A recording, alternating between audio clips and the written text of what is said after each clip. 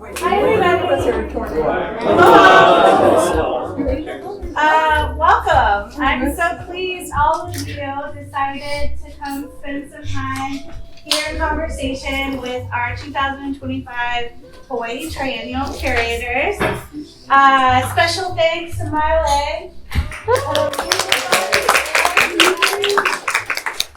letting us all meet in this beautiful space.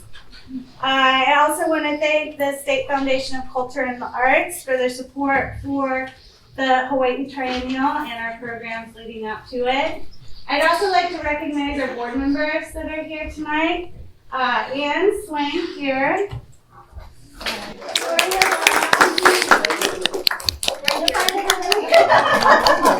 Jason Lazzarini. Kristen Chan. Up here.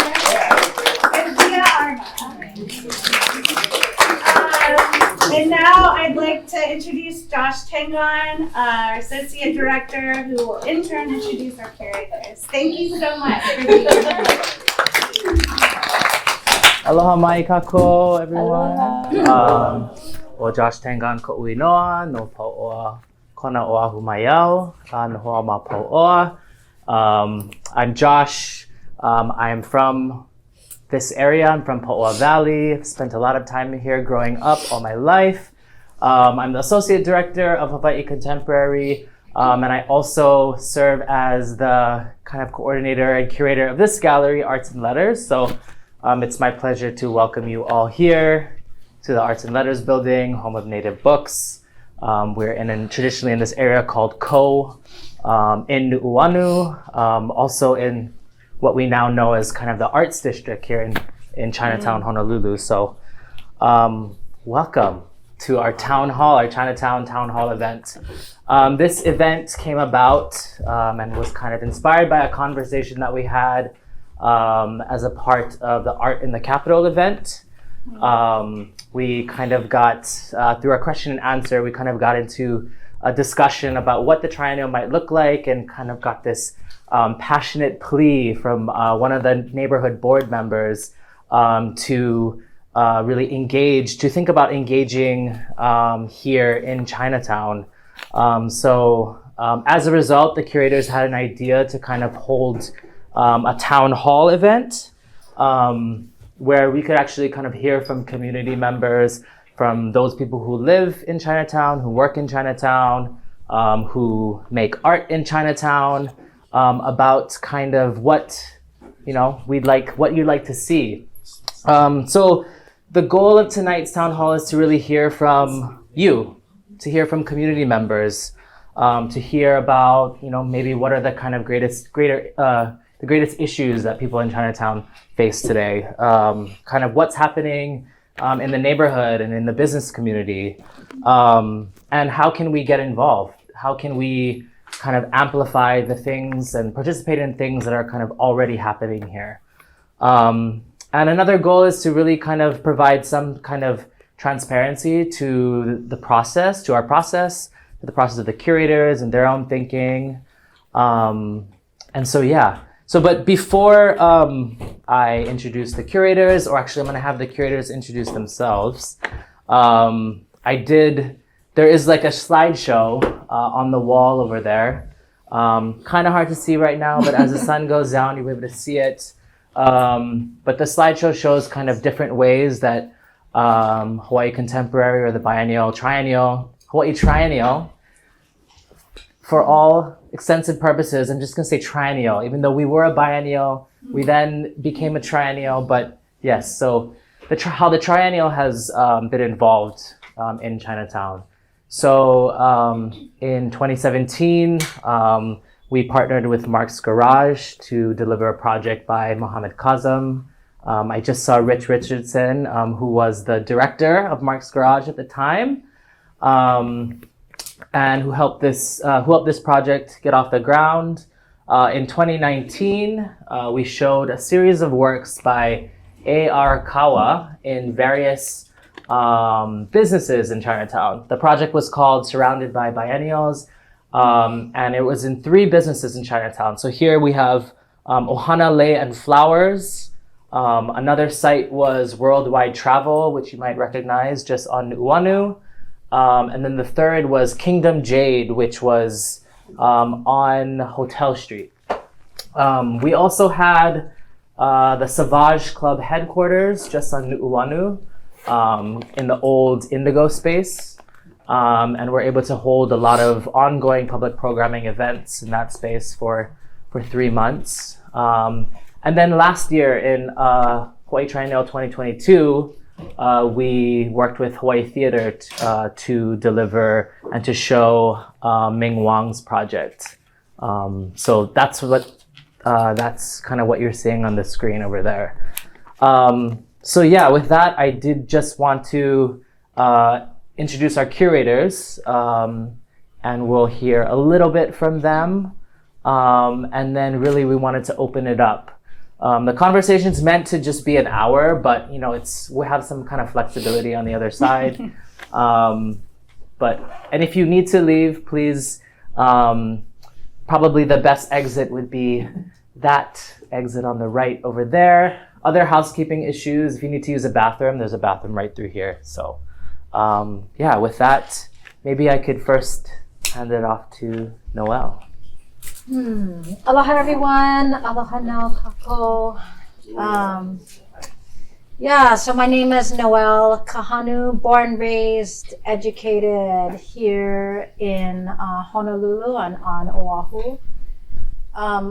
I think some of you may know that I was at Bishop Museum for 15 years. While there, I ended up getting involved with Mark's Garage. We had our Native Hawaiian Arts Month, or Maoli Arts Month, starting in 2006. So I remember like the heyday of First Fridays, you know, when we were clicking and 1,000 people would come through the doors of Mark's Garage. But since that time now, I'm at the University of Hawaii, working out of the American Studies Department. And as of August 1st, I'll be the acting director of the Museum Studies Graduate Certificate Program. But I think what I hope to bring to this process is that I have lived here and I've seen every iteration. I participated in every iteration of what is now the Hawaii Triennial. And I think that all of us feel the weight of the aspirations of those who would want to see it continue to mature and grow. I think at the same time, in my head, I'm thinking less is more. You know what I mean? And so I think there's this dynamic that's happening. But anyway, I'll just stop there. Chinatown is just such an amazing and wonderful place. And so I would like to know how maybe the Triennial can create a better understanding and relationship to this place. Hi, so I'm the second of the three curators. My name is Wasan Al-Khudairi. I am the person on the team that had never been to Hawaii before receiving this incredible opportunity to be part of this project. That was sort of like my question of why am I being called to be here is something that I think a lot about. And as Noelle said, I'll echo, we feel as a group, I will speak, that there is a huge responsibility in taking on this role and serving as the next group. And so I'm grateful to all the things that I'm learning through this process. And to just kind of situate us in today's conversation, in the last 3 visits that I've made here, I have been really interested in Chinatown and the history of this neighborhood, and in trying to understand what are ways in which we may be able to engage this neighborhood as part of the next project. And as part of our curatorial process, we really want to as I echo Josh's words, create some transparency, but also hear about how we can be of service to this community rather than just showing up and like dropping some art into your neighborhood and asking you to show up for it. So today's a listening session for us. And I would say for me, really, I'm here to learn. And so please share your thoughts with us, ideas with us. And I just want to also say that if you don't get a chance to speak today, or if you don't feel comfortable to speak today, but everyone, I hope, please fill out, we have these blank cards here. And if you would like to leave any thoughts or questions or comments or notes or leaving feelings for us, please write them down anonymously here, and you can leave them for us to review after this town hall. So this is the beginning of a conversation for us. It's not the only conversation that we hope to have with you. So thank you all for making the time to be here and to share your energy and ideas and thoughts with us. And I'll pass it to my co-partner down there. Hi, aloha everyone. My name is Bina Choi. This is not exact pronunciation of my name in Korean. I don't know how to pronunciate when you say in English, but in Korean we say Chebina. Can you recognize the name? So why I've been living in the Netherlands for last 20 years. I still struggle to pronounce my name. That tells a lot. But then I had opportunity to visit Hawaii Triennial 2022. And I enjoy so much all the exhibitions. But then actually coming here to Native Books was like a portal. Like it really like it's kind of space trip like that. And then I got reconnected to art shown in Hawaii Triennial. And then now, like with this event, that presence of all of you and walking through Chinatown, it's a next portal open. So who are we here together? Me, I saw like there's a Korean, like how do you call it, like restaurant? Yeah. And then there's a Vietnamese restaurant, many Chinese shops, Japanese shops and bookstore, art place, etc. How we celebrate and learn and thrive this place together. That's, I think, what brings us here together. So really look forward to meeting you here and then continuing the relationship. So, thank you. Thank you. Oh, 감사합니다. Yeah, so maybe we can start show of hands. Who lives, works, or plays in Chinatown? Okay. Oh, Okay. Okay, great. We have the right audience here. We did do targeted asks to people in Chinatown. So I'm really excited. It means that we all have some kind of skin in the game. So when we talk about kind of engagement in Chinatown, we've kind of thought about it in a couple different ways. Programmatically, partnering with partner sort of art venues, and then kind of helping amplify already what's happening already in the community here. So kind of like helping to amplify exhibitions that might be on view at the time of the Triennial. And then as we continue to flesh out the theme, maybe encourage other kinds of creative acts or gestures or exhibitions that are related to what is happening. And then there is also like kind of the need for space. We realize that the Triennial is quite a short amount of time. It's a 3-month exhibition. There's some planning that gets involved, but often when looking at spaces, maybe trying to take out a lease on a space, we realize it's kind of hard for maybe business owners to sign a lease of that's that short. Anyways, I did. So yeah, I think that's why we're here. But I did want to hear from, or we did want to hear from anybody hear about kind of any thoughts. Like, what are kind of the most kind of pressing issues here in Chinatown? What's happening, and maybe how can we get involved? Hello. Hi. My name is Nessa. Hi, everybody. Hello. Born and raised here, lived in Chinatown a long time. I'm homeless in Chinatown, ladies and gentlemen, and that's okay too. But as far as art in Chinatown, there's a couple things that could be real pretty real fast. Sun Sen statue, a little boy, sits on a cement slab with a jail around him. Sits there. He came from a garden, and they have him in hot cement, and white cement around him, and nothing there. Here's my plan. I have a plan. We all get together, every artist, for real kind. Okay, listen. Stained glass is stained glass. Plexiglass is plexiglass. It's going to break.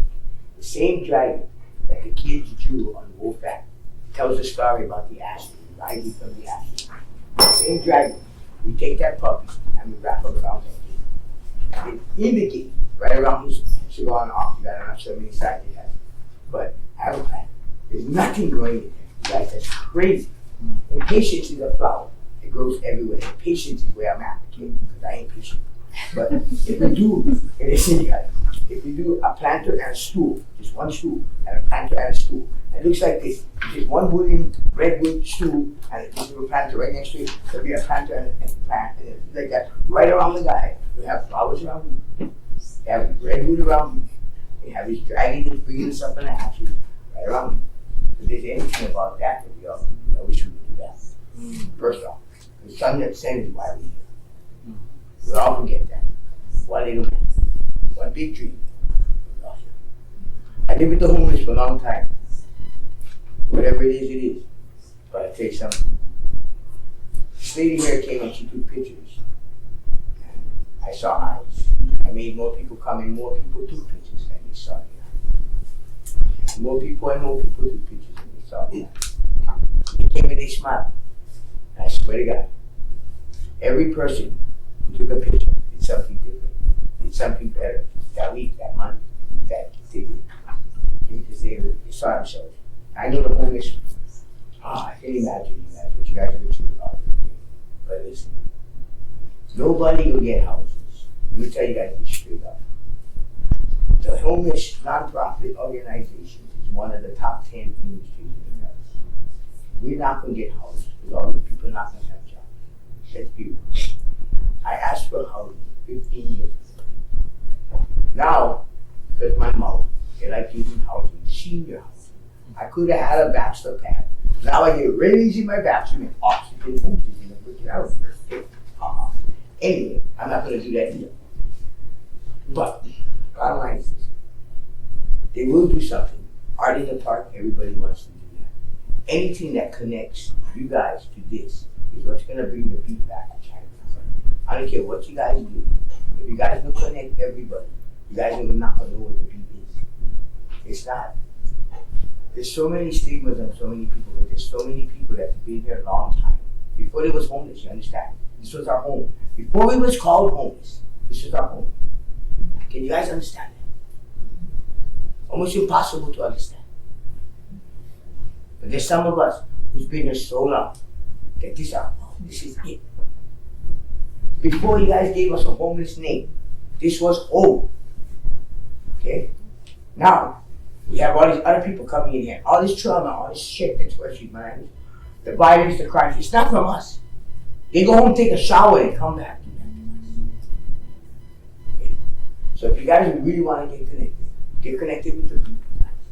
You guys can drop stuff all over. I have people who come, who are homeless here, who come and help with the statue, who come and help you with it, who come and help with anything, just to see this town better. Okay? You gotta love this town. You have to. If you don't, you need. Some people never. There's some people. That smell of the chop suey, the smell of the that, all that. Why? You love Chinatown. So, tell me your name again. Excuse me, tell me your name again. My name is Nessa. Nessa. So I just have to take a moment to honor you because, first of all, my name is Miley Meyer, and I'm one of the two owners of this building, who was owned by Peggy Hopper before us for 30 years. Okay. as a female artist in Chinatown. Yeah. But your point about what is art is very important because none of us in this circle have the same vision for what art, when we use the word art. So it's important for all of us to have a wide understanding of holding space for every kind of art. And yours is a powerful one. So these curators, their background and, who and how they are, they've traveled, they know, and they want to understand place and bring in all the things that make a place unique. So your idea is absolutely valid for an energy of art. Well, you want to say something? So can I just say, actually, Nessa, I own one of your. I know. We were here on First Friday, and the best art show of that evening was your art show, the two of you on the corner of right there on Hotel, all with the lights out and all the paintings and the photos strung up on string, like right in. Yeah, it was beautiful, and so I think that to me was like the spark of the thing that can be and should be, and how do we get back to that place where art was everywhere. Yeah. You know what I mean? Yeah. Yeah, actually, people how many years ago? In 79 and 80, historical properties took over the town and they painted. I painted all, I promise, like Hawai'i painted, Mendonca Bay, Mendonca City, all the buildings. So I have the love for this town, in the cement, in the caulk, in the putty, on the paint to these buildings, you guys. I love this town. There's murals to be painted, but it's gotta be good. It's gotta be good. I mean, I'm like the kind of come on, man. You all get, there's so many walls that are blank that can say so many things. You know, they was bringing in, they was bringing in the rail, right? Now the rail will come and we'll see the rooftops. Now listen to this. My nephew is working for this company that do porcelain roofs. You can tint it, okay? So now, you go on the roof and you come up, you can see like over there, and then like when Chasu or when Manapua, on the top of the roof, and dragging them, you can do the horoscopes or anything out of this stuff. But we need artists.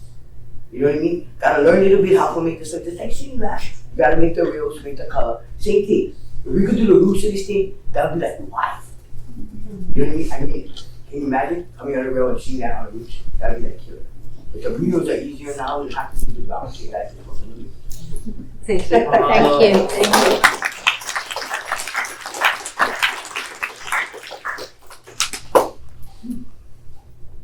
I wonder if we can hear from anyone else. Dean Sakamoto to speak about his project that he's working on. He lives and works here, and he's working on a great big project with WOFAT. Dean, why don't you say something? I'm not on the spot. My name is Dean Sakamoto. I'm an architect. I'm a local boy, born and raised here. I spent a lot of years away in search of art, design, culture. Found myself back here about 12 years ago. And I live up above Paul Valley nearby, Pacific Heights. And since November, I've been a part owner of the former American Savings Bank, original Liberty Bank building on the corner of Mount and King. So I have a mortgage to pay in addition to my house, a commercial mortgage. And we're in there basically as a home for my architectural practice. I'm an architect. I also run a community-based design program called Shade Institute. And we're at the tail end of our summer program. Shade does community-based work for other nonprofits, other communities who otherwise can't afford to pay for professional planning design services, and so do that. And in my past life, I actually was a curator and gallery director for 15 years, and so I know how to put up a show. I can help. And so I'm really interested in what's happening here. This is great. I saw this, but I looked at Peggy's studio when it was on the market. I thought it was a fantastic opportunity. I'm glad it landed in the right hands. All right. I'm so stoked. And I'm here to support and do whatever I can and be a part of this community that I also love. and basically grew up running around here too. Wolf So Fat, Wolf Fat. And Wolfat, okay, Wolfat. So Wolfat is a project that I'm a part of. I'm the consultant to the owner, who is based in Texas, and they're redeveloping Wolfat project into a boutique hotel. It's a micro boutique, 23 rooms, and a restaurant and bar, a coffee shop downstairs.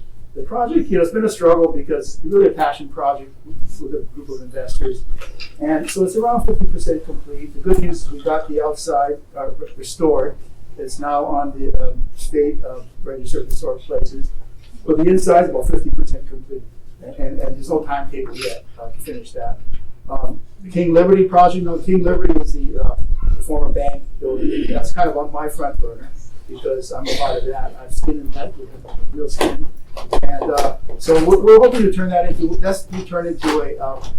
event space. It's right now it's not going to be a restaurant immediately, but it may in the future. But the banking hall has been converted, has been refreshed. I think Mahalo was at one of our programs last week. So the banking hall is now kind of a story and a half kind of open space. There's an event tomorrow night. Docomomo Hawai'i is having their membership meeting tomorrow night. So if anybody's interested, just look up Docomomo Hawai'i, and you have to sign up. You have to register for it. That's tomorrow night from 6 to 8 p.m. And we're planning to kick off a fall program. Hopefully we can coordinate. We can do things, in coordination. We're completely open right now. We're an open state. So thank you for doing this. Shoot, I say the other night, a couple weeks ago, Wolf's lights was on. For the first time in 30 years, they would turn the neon lights on. They would put the new sign and they had to run the resistance. And nobody noticed. I was like, the light is on! The Wolf light is on! And it was on. Everybody never noticed. I knew something. To this day, Wolf was known as the Pearl of the Pacific. It's higher. The building next to it doesn't have staircases. It has landings. So the ladies could put their trains on the staircases to take pictures. That's how pretty it was, you guys. Wolf, I promise. So thank you guys for fixing them, and thank you for the Thanks for talking about the lights.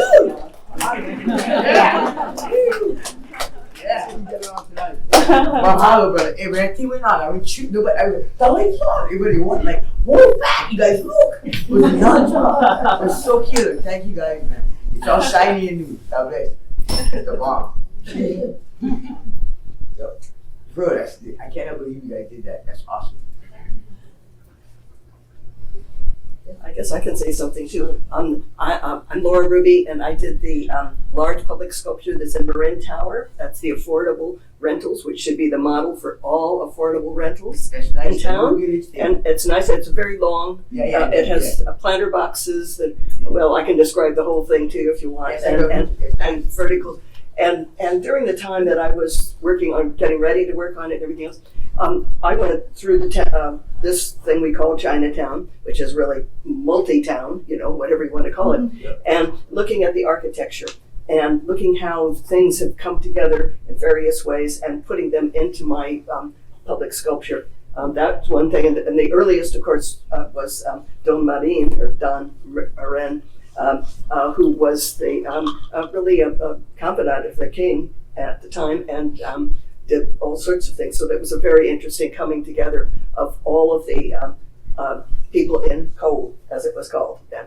And to be shameless, if you look over on the bookshelf over here, this is my book also, Honolulu Town, and in it's because they're historic books, generally speaking. It's everything from 50 years ago and beyond, back to the beginning, as far back. And so these are images of America, and there's lots of them out in different places and everything. And basically, it has visual images for carry the day. But it's shameless. But you can look at it. There's a lot of maps we put in here too, also to make sure that you know where you are in town. Because let's face it, this whole neighborhood had many individual neighborhoods. And if you were talking to somebody, let's say 100 years ago, I live in Kahihuna, and somebody else says, I live in Kou, or something like that. You would all know exactly where they were, but we've kind of lost all of the local places now. It just could have collapsed. Anyway, there is a map in here that sort of shows you the old ones, and I mentioned Kahihuna because that is where Samuel Kamakau, the famous historian, lived for many, many years. Lower Punchbowl. you know the corvos. The corvos. I never know Yes. what the corvo. The corvo is a decoration on top of a building. Yes. The corvo. And corvo tours are killer. And your stuff with the corvos, it shows the whole time, everybody colliding. It's beautiful. And nobody can understand. Somebody got to do a corvo tour, man. Then everybody will get it down. All the Blue Rock buildings is connected to the underground tunnels. It was all great. We closed the last thing from when the River of Life goes into that Blue Rock store. We sealed the last thing. Oh, nobody will put foundation, by the way. It's another story. But yeah, the corvos is important, guys. Use the corvos and stuff. It works. I know we also have some arts organizations present, such as the Printmakers and Downtown Art Center. I don't know if you guys would like to maybe talk about like thinking ahead to 2025, a couple of years, or like what's the kind of vision or what's happening. Sandy? I'm Sandy with Downtown Art Center, and we have a vision of we've been in the neighborhood for about 20 years. We have a vision of kind of collaborating with all the arts nonprofits and art stores and boutiques and restaurants, just like in the old days. We want to bring that back because in 2006, you said? Oh, Noel said that. It was just hopping, wasn't it? It was a fun place. I remember people falling into the streets, into the buses because it was so crowded. You couldn't get past. Oh, that's not a good story. No, but I left.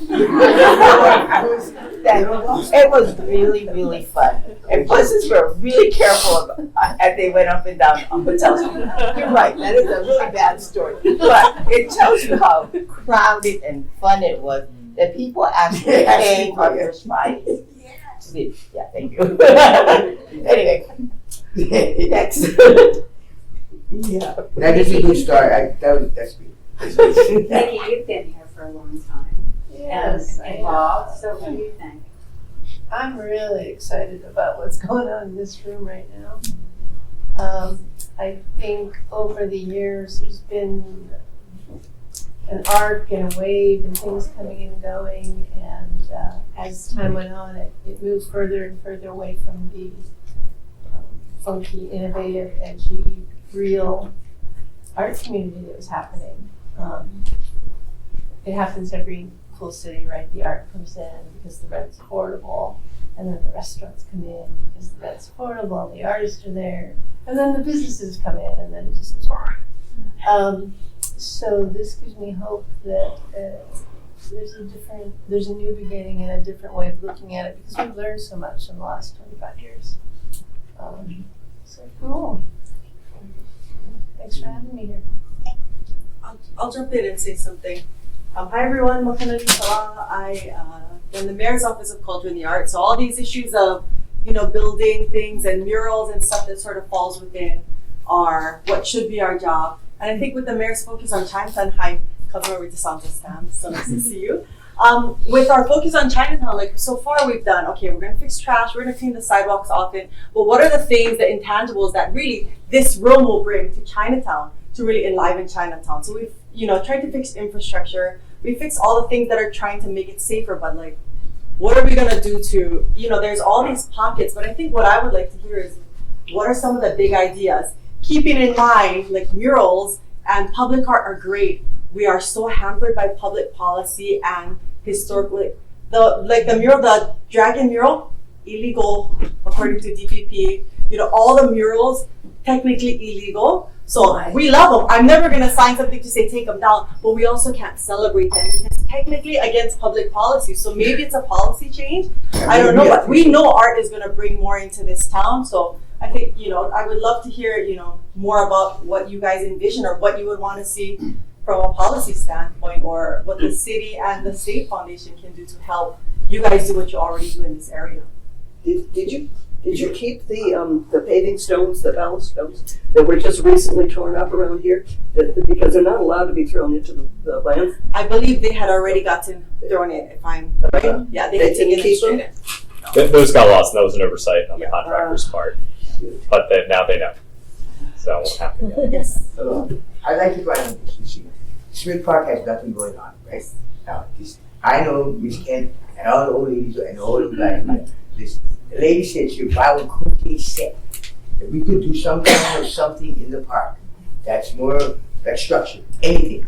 Art in the park, cookie is a good idea. You know what I mean? It's no violence, it's a tuk. You know? So what do we have to do? I don't know, there's some instruments.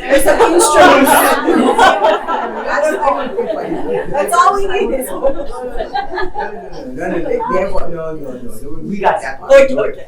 I did to this one is I will play croquet. Anybody hit anybody with a stick, they will finish the game after I hit him with a crowbar. Nobody hit anybody. I promise you that we got that down. But the point is this: if we have some kind of function prepared or anything, they will come. So what do we have to do that? Because everything, the parks, there's no water, there's no bathroom, there's no phone in a 4-block radius, 6-block radius. Okay, that's crazy. You know what I mean? That's just insane, right? But okay, separate the homeless from the chronic and the sick. Okay, it's just about them, guys. Come on. You know what I mean? Come on. It's a good job. It's the best it's been in public policy, right? In Florida, whatever. I promise you, it's so good. So now, what we're going to do to keep the good people good and keep the buck, you know, it has to happen. So how can we do something with the parks to make it okay to have art in the park? Yeah. Like on a Tuesday and have cocaine on whatever days the old ladies and the old man's like, you know, something like that. You know what I mean? We can have bingo for God's sake without money. Just, you know, really? I mean, so I don't know how we can do something like You know, that. I think that's a great point. Like obviously activating Smith Park and Sun Yat-sen Park is a great idea.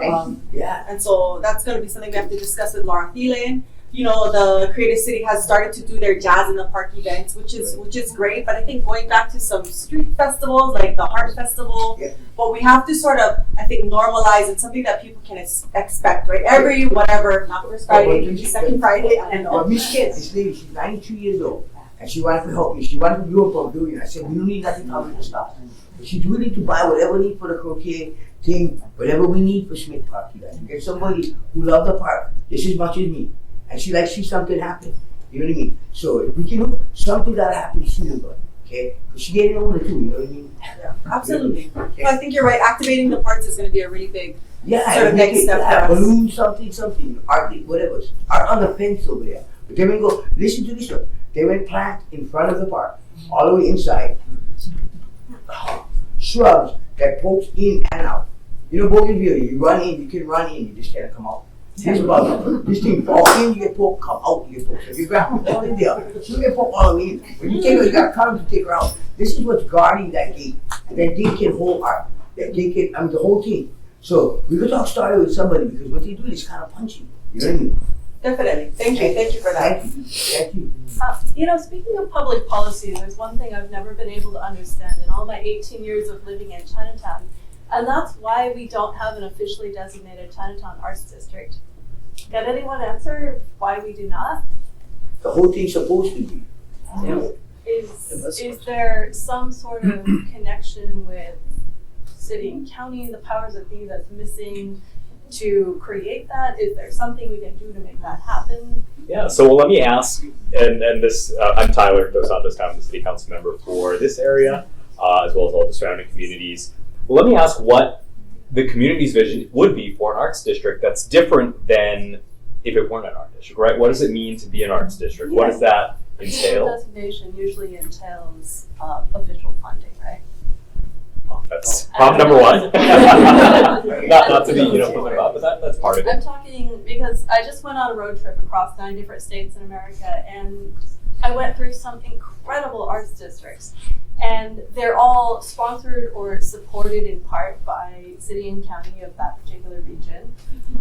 They have funding, they have official support, they have governmental sponsorship, public sectors and private sectors working together to put something beautiful and amazing out there. So what's our barricade? Well, I think that would be a good conversation for like a future meeting, right? What does this exactly look like? And I think there's also balancing the historic nature of this, right? This is why there can't be murals in every single wall, right? Because we have these beautiful lava rock walls and brick walls that are historic, and we don't want to flood every single surface with bright colors necessarily. Maybe some people would want to, but there's something in the historic nature of what it looked like in the past, right? So I think we have to figure out what that balance is, and I think it's a much larger conversation. And I think actually going back to the Triennial, this is actually a great way to start that, right? What is that balance? And how do we put art in maybe novel, new places and get people thinking about what could be a possibility, right? Putting it in all the easy places. That's easy, right? We can do that right now. I mean, Sandy's doing this in Smith Britannia Park with a mural. That's easy. Well, knowing What what's do we- legal and what's not, right? Right, and what do we, how can we further push the envelope without tipping it to a point where the historic Chinatown is not, recognizable? Hi guys. My name is Sydney, and I just wanted to introduce myself as we talk about artist communities in Chinatown. But I have actually one loft, and I just acquired a second one in the Chinatown Artist Lofts. And I don't know if you guys are all familiar with that, but along Tai Ole, there's 19 featured art lofts. And within my lofts, we've been working to create it into basically a walking jungle installation. And so as people come in, they start feeling like they're in the jungle, and we're working on it more and more and have been holding events in the space. And so we've been able to kind of gather a community around open mic and different types of performance arts. And, it is kind of growing just in my own little sub-community up there. And I think that there is a lot of opportunity around the Chinatown Artist Lofts if we can really get the right artists, like willing to open up those spaces once again. In Tai Ole, even that courtyard, I do think it's a gem of Chinatown, and Macy, the owner of the restaurant, is so wonderful, and I think would be really open to opening up that space. And I'd like to see outside of my community more foot traffic just off the space, off the street, being able to offer the installation that right now my partner and I are self-funding this whole endeavor, just wanting to just add more to the community and just fuel the arts and bring people together. And so if you have any questions about that, come speak to me. It's called Inverse. I like to say something. Walking down the one, it is this place. It says artist residence, okay? And he's in there. I'm an artist where I walked on it, it was holding the wall. I like to homeless artists and sit there and paint. You know what I mean? If anything would stay there, for real. It's like, sister, what you're doing with artists, somebody gotta stay there. Some people put right here, right now. Thank you. I like talk story to you too. Yeah. I'm licensed number 78 tattoo. It's 7,000 now. I've been an artist a long time before his brother was born. Yeah. You know what I mean? I like to see what's going on with that. Yeah. For real. You gotta talk story. Yeah. Come talk to me if you have any questions about it. And I would just be curious about various opportunities with the city, like with the things happening in the artist lofts. I don't know what opportunities there are for collaboration or grants, and just doing my own thing. But that's something I'd like to know regarding policy. I'd like to add that my name is David. I've been a resident of Oahu for the last 18 years, in and out of Chinatown. I also remember Chinatown back in 2005 to 2008, and it was just crazy full all the time. With the opening of Hawai'i, a lot of the crowds moved into that area. But I really see that the future in Chinatown is coming. I feel like we're in the right place at the right time. And 5 years from now, I think it's going to be back to that level if we continue to do the right things and bring people into the neighborhoods. As far as policy goes, from my understanding, a lot of these artist lofts usually have kind of written control. You have to be artists and creating art in an artist space to be there. My difficulty, I've been also involved in the Birmingham community here locally for the last 10 years, and I have a huge group of artists who their main problem has always been a place to create art because the rent is so high everywhere. And we've finally been self-funding a space here in Chinatown, and it's just, it's really expensive. So as policy, what is going on to help the artists maintain a space where we can create art and create community and share it with everybody? Because I feel like that was something that was enacted a while ago that hasn't been maintained. That's my thought. I was told by Senator Suzanne Oakley when she was senator, there's a state building and it's empty. Somebody got a 501c3 that you can use the building for that. So guys with the brain to look into that. There's empty buildings over here that belong to the state. Those buildings is empty. If we have something to do with the state, they'll let us do it. Let's try that. That's real. So sorry. No. My name is Marianne Long, and I'm the president of the Arts at Mark's Garage, and I'm so happy to hear some of the nice things said about marks and the things that we've done over the years. We are totally committed to anything we can do in this community. We have the multitude of spaces. Rich, you started it, and thank God you did. We've got the performance area, we've got the gallery area, and we will do anything we can to help. The other thing, I don't know if any of you yesterday had a young woman come through your place taking surveys about Chinatown. Did anybody have that person? Because she wouldn't tell me who sent her. A couple of people in my place took the surveys, and they were on those computers that she brought, a little laptop thing, pads, they call iPad, whatever, for maybe 20 minutes filling out information. I would love to know what that information is and where it's going. So if somebody knows, we've got a treasure trove of information somewhere. Was there more than one person doing the survey? No, just this one young lady. Okay, do this. She could be an artist. Anybody knows? Hey, thanks everybody. I'm Kevin Line for the Chinatown Neighborhood Board. And when I met Ms. Troy and the other curators on April 14th at the State Capitol during the Art of the Capitol event, I saw this as an opportunity to try to, as I mentioned here tonight, find a way to activate some of the empty storefronts that we see at street level throughout our community. And this has been touched on a couple of different places here tonight, but what I hope we can do is, within the span of people who are in this room, if you are a property owner or know who the property owners are of the empty, dark storefront, let's try to contact them and see if they're willing to put something in those spaces that we lit up when we have people downtown and in the area walking around, keep people interested, and who knows, maybe it could lead to longer term leasing of those spaces, whether it's art specific or an installation or something else. But we got a lot of people in this room tonight, so that we can make those connections, and whether speaking with our city officials or council member, let's see what we can do to make that happen. And I encourage all of you to continue to come to our neighborhood board meetings the first Thursday of every month at 6 p.m. at the Old Central Middle School. Nice. Can you say the location of the meeting? The Central Middle School, the renamed from the princess recently. Okay. Well, just to follow that, with the empty storefronts, I always thought it would be nice to have like a video art festival. It could either be the Triennial or the summer. But it's a way to like have weird projection onto window spaces. It could be something that's at night too. So just change that. That's a good idea. If we street the parking lot right there, we should paint them like a food shop. Yeah, it could be on buildings too. Yeah, There's a lot of ways to use. Yeah, that'd be a cool spot for that. So I think one of the things that we've been talking about a little bit is exhibition space. But I think another way that the Triennial can participate is through programming, through walking tours, through events. Sandy was mentioning, like for FestPac, doing a street festival.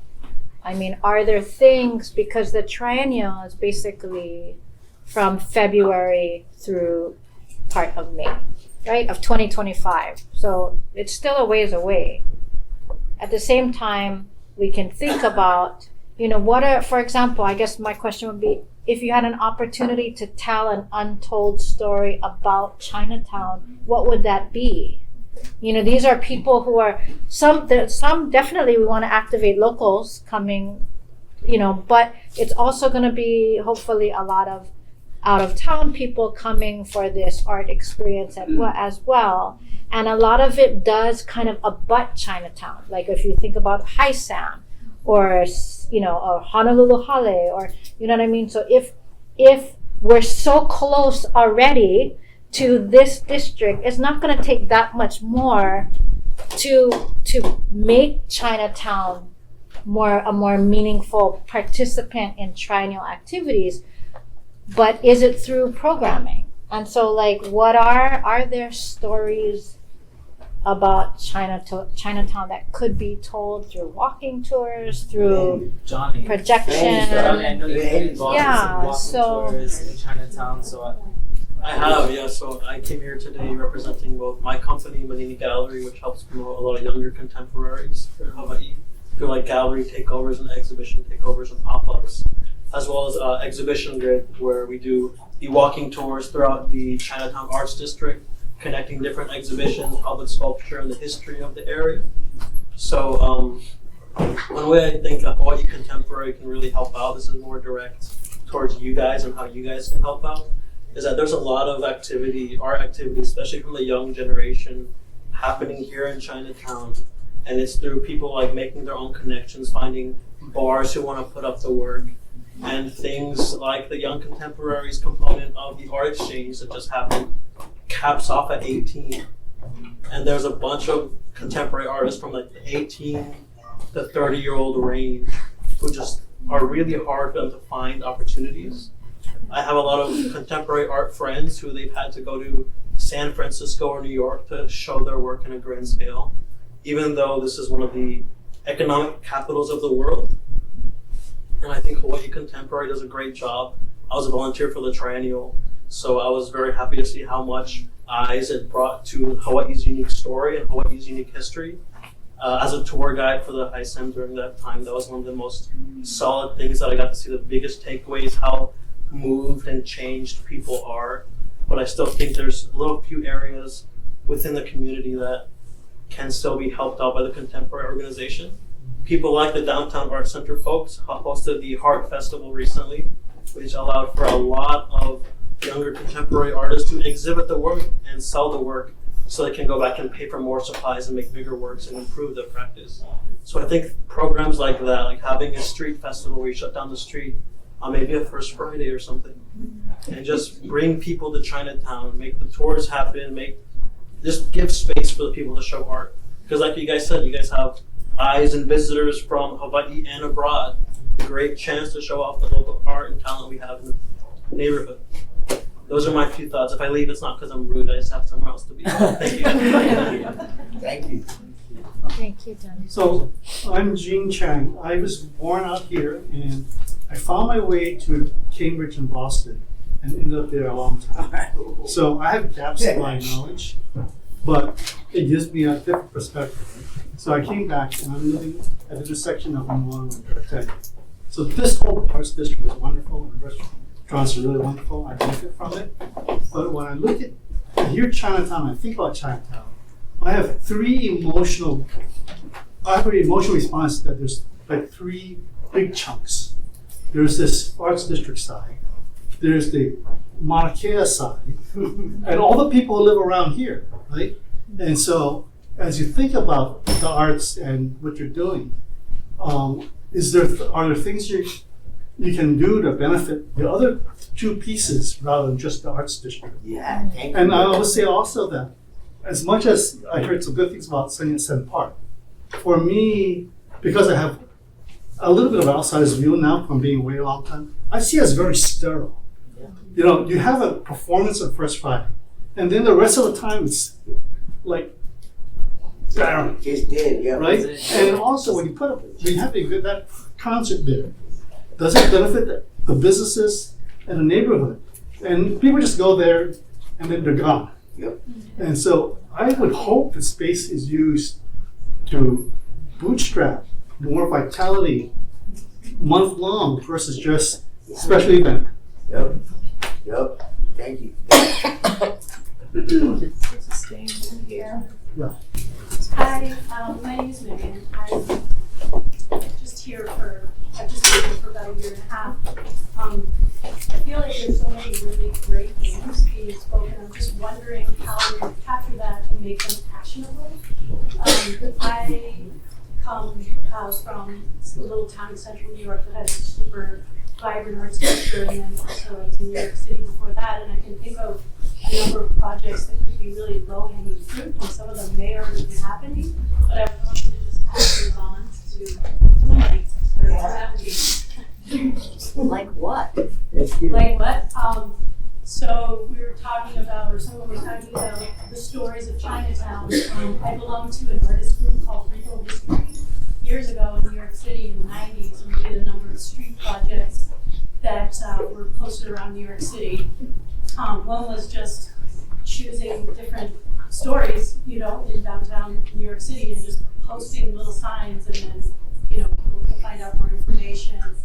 We also did a street sign project called Queer Spaces that commemorated different queer spaces around New York City. The anniversary of Stonewall, again, dating myself. In my little town, we have an arts trail. We have a program where people can sign up to paint an electrical box. So my daughter, when she's 13, painted an electrical box. She's now a graduate student at SFCA. So just talking about young artists being able to do something, and to do that, she just had to submit an idea, and she got a little budget for paint. But you know, she was a kid, and that was like worthwhile. So those are just a couple ideas, but just wondering how some of the ideas in this room that seem really great are going to be captured and become actionable. So that's just a thought. That's good. So Bina's over here. Bina has some note cards and pens. And so I'm just acknowledging that it's about 7 o'clock right now. We can stay and chat a little longer, but if you'd like to kind of write some thoughts, write some comments, we are kind of like looking through that. We also have an email. You'll see it on the screen over there. It's aloha@hawaiicontemporary.org. Noelle, you want to? Sorry, I mean, there's just a young woman there who's been kind of raising her hand off and on for the last half hour. My name is Roberta, and I'm a graduate of HPU since 1997. So I've seen I love Chinatown. Okay, I love Chinatown, and everybody has. I'm a nester because part of the community here in Chinatown are the homeless. Okay, we need to get them more involved, and we also need to work with the state and possibly the federal legislator in order for us to do things legally, because art, especially presenting art outside the infrastructure, requires the state approval.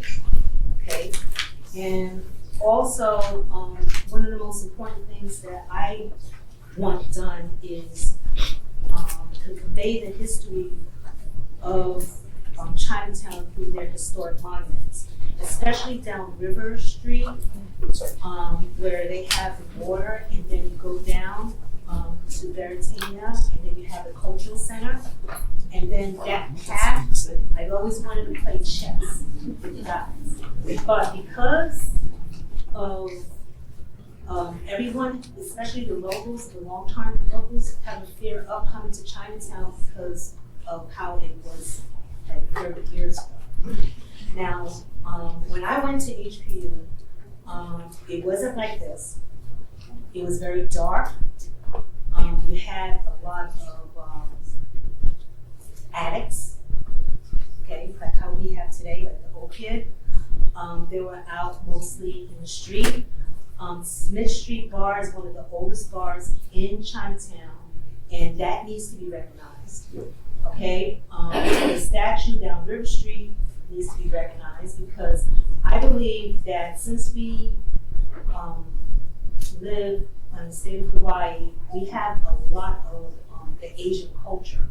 The combination of the Asian culture, like the Koreans, the Japanese, the Chinese, the Thailand people, you know, everybody, and the way that we should really, I believe that everyone should actually educate themselves in the history of these monuments before they even start their art.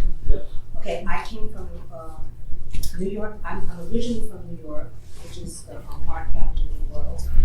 I have progressed in my career in New York for 15 years. I came back in 2016, And when I came back in 2016, I was amazed. Well, there has been a lot of transitions, okay, especially with the homeless. Okay, everybody has to understand the homeless has a tremendous impact on Chinatown. Okay, especially down River Street, that's their spot, and we need to bring that street more instead of just everybody just coming around here and they can't go past a certain point because it becomes unsafe. So we need to actually bring out these historic monuments, Hotel Street, River Street, around the cultural center, the Chinese Cultural Center. Those should be the main spots because it brings about the culture, the Asian culture, and how how it's grown, how has it grown since it became a state. Because Hawaii is like one of the United States.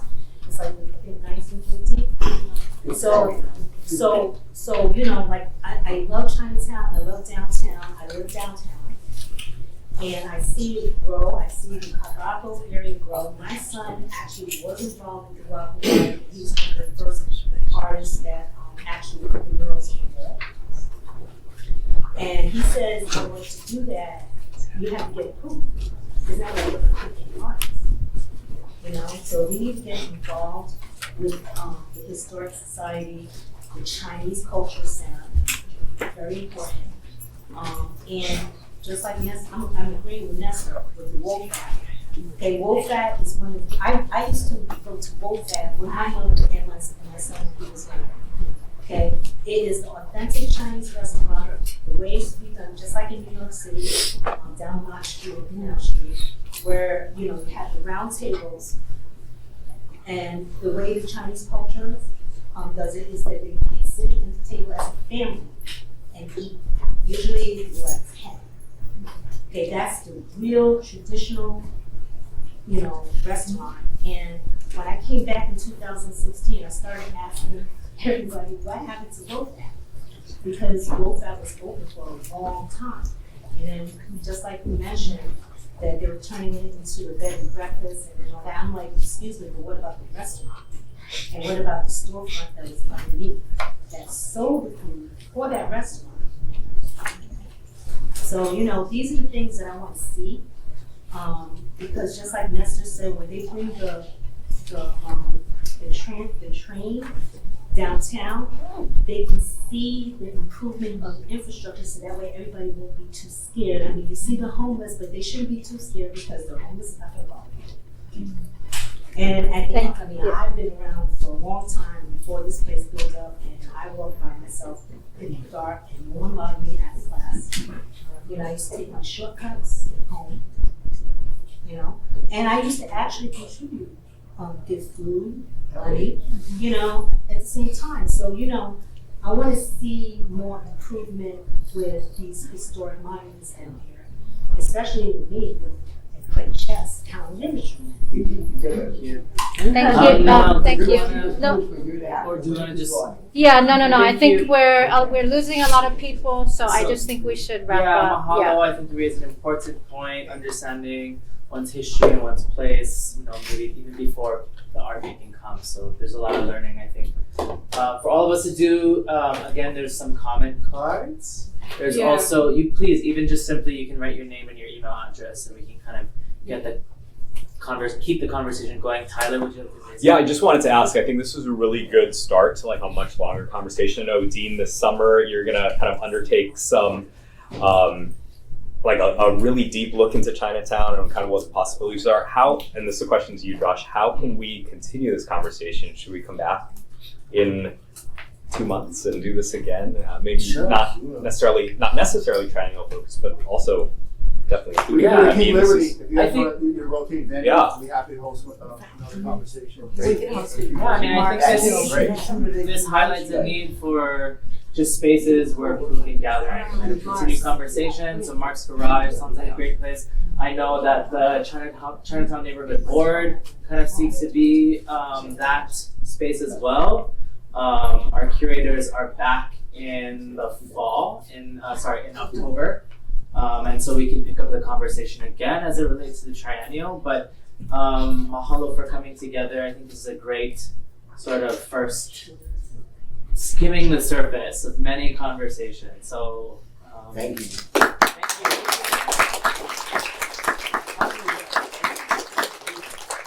Thank you.